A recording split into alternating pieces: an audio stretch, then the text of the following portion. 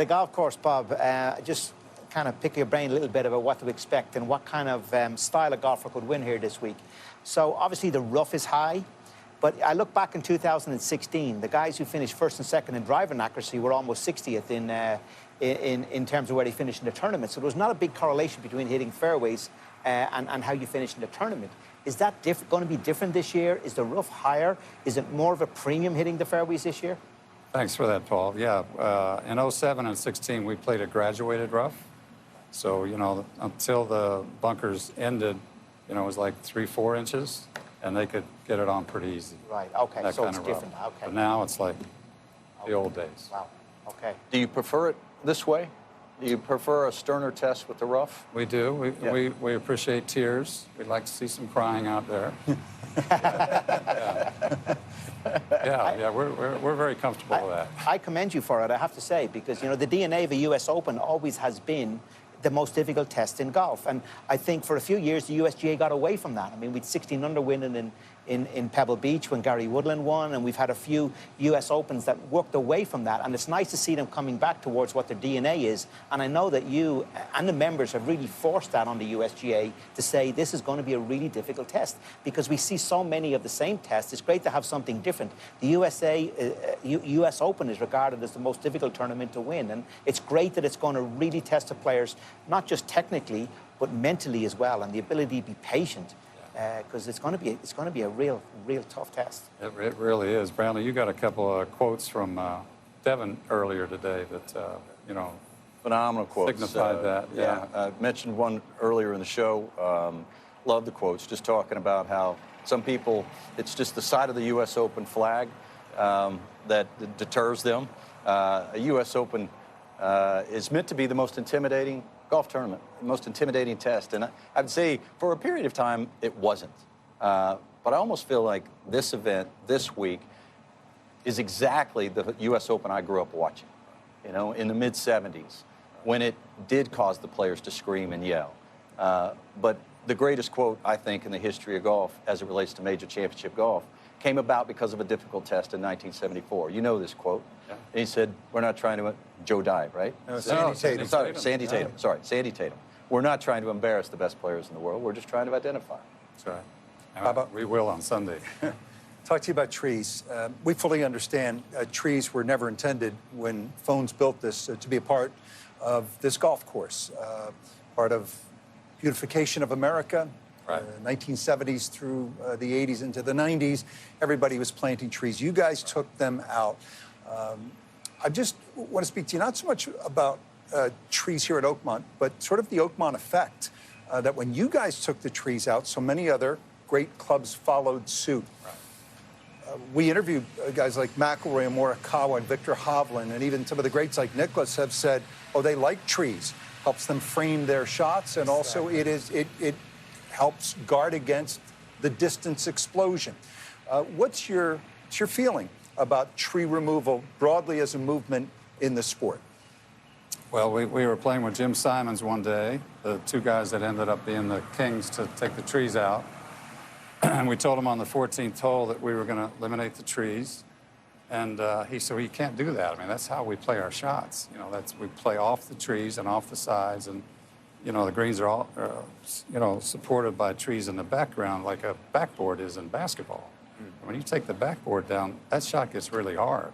And that's all we did. We took the backboard down, and we got the tree. And, you know, it started in, you know, the early 90s, and it continued through, you know, about 2012 or so. And your response to the legends who've been opposed to tree removal? I'm talking about Jack and Tom Watson. Arnold, Jack, Tom Watson, Trevino, Gary Player, those five legends. Like, I don't like it, Bob. I'm like, okay. How'd you answer that?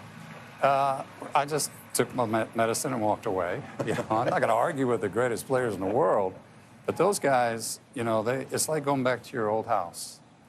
And you see it, it's like, oh my God, it's so small. It felt so big when I was growing up. And, you know, all the trees around your home, you just want to remember it the way when you were there.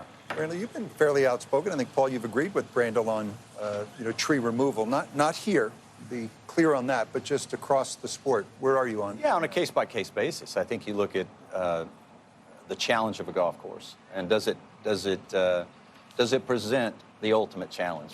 And trees are not necessary here to present the ultimate challenge. And I do think, from a nostalgic aspect and from a historical standpoint, you want to restore a golf course to the original intent. There's a famous line that Grantland Rice wrote about sitting on the patio here. Grantland Rice, the myth maker from the 1920s, sitting on the patio here, said, one of the best things about Oakmont is that I can sit on the patio and see 17 of the flags, because 16th was obscured by a landmass, I believe. So in trying to restore the golf course to its original intent, you've certainly made Grantland Rice's legacy happy. Now, there's other golf courses where I'm not particularly happy about it, because it does allow players, because you cannot complain about the distance players hit the golf ball off of the tee if you remove the barriers to missing a fairway. And there are some golf courses where I scratch my head about it. But you always run up against, how do you make it playable for your members and challenging for the best players in the world? And that's the hardest thing for an architect to do. But the original intent here was to design the hardest golf course in the world. And they didn't do it with trees. Exactly. So, Bob, I just want to lean in a little bit more to your experience as a head professional. You're regarded as the most esteemed head professional, certainly of this modern era. I want to pick your brain on two things. A, what makes a great PGA professional? And B, what makes a great member of a golf club? Good questions. Well, great golf professionals, I think, are listeners. They listen to the members and take care of them. Do they need to be good players? Do they need to work on their game? Not to be great, no. But, I mean, it helps. It certainly helped me. And, I think as we're in the search business now for head professionals, people are looking for a good player, a good teacher, and a good guy. And what about member? What makes a great member? Good member to be supportive of the club that you're a member at, be supportive of the staff, and be great to the staff. It's gotten to the point in today's world where, you step out of line with somebody on the staff, gone. So, yeah. That's all. You'll Pay your hear- bill on time. It's dulcet tones, first tee announcer all week here at the United States Open. I just want to throw a few names out there, just a short list of those who've won the Bob Jones Award. Francis Ouimet, Arnold Palmer, Jack Nicklaus, Ben Hogan, Patty Berg, Mickey Wright. And the list goes on.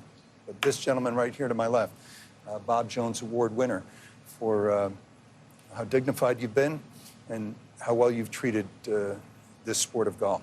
Well done, Bob. Thanks for stopping by. Thank you, Chris. Appreciate you. Bob Ford, Thanks, guys. longtime Thanks, Brando. PGA professional here.